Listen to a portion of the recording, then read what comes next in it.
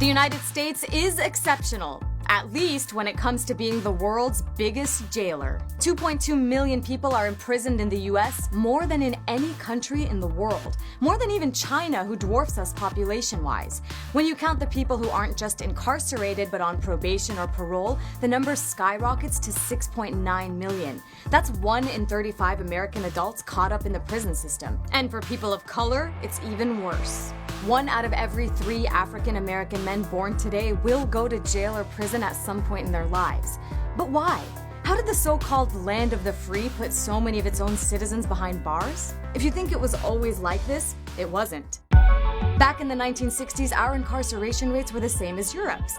And if you think there's just more crime here, that's not true either. Our crime rates are pretty much on par with the rest of the Western world. I asked Alicia Santo, a staff writer at the Marshall Project, for some insight. The reason that America has the highest incarceration rate, to put it simply, is tough on crime policies. Over the past few decades, a number of very harsh policies have been enacted in state and federal legislatures. A lot of these had to do with longer sentences. Some of these had to do with so-called 3 strikes laws, which basically said that if you got in trouble 3 times, you had to be in prison, regardless often of how petty those crimes were. To get a sense of how prison-happy Americans are, consider that in Germany, only 6% of people convicted get locked up. Compare that to 70% of people convicted in the US. And Americans wind up behind bars for longer. The average sentence in the US is 3 years. That's 3 times longer than in Germany. Harsh drug laws are also part of the problem. The 1986 Anti-Drug Abuse Act instituted a mandatory minimum sentence of 5 years without parole for possession of 5 grams of crack. Guess how much cocaine you had to possess to trigger the same minimum sentence? 500 grams. Interesting when you look at who consumes each drug more.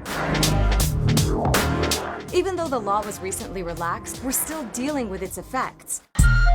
And overall, black and white people use drugs at the same rate, but black men are almost 12 times more likely than white men to go to prison on drug offenses. Finally, when it comes to our soaring prison population, mental health also plays a role. About half of all incarcerated people suffer mental health problems. For 10 to 25% of all prisoners, that means serious mental illnesses like schizophrenia or bipolar disorder.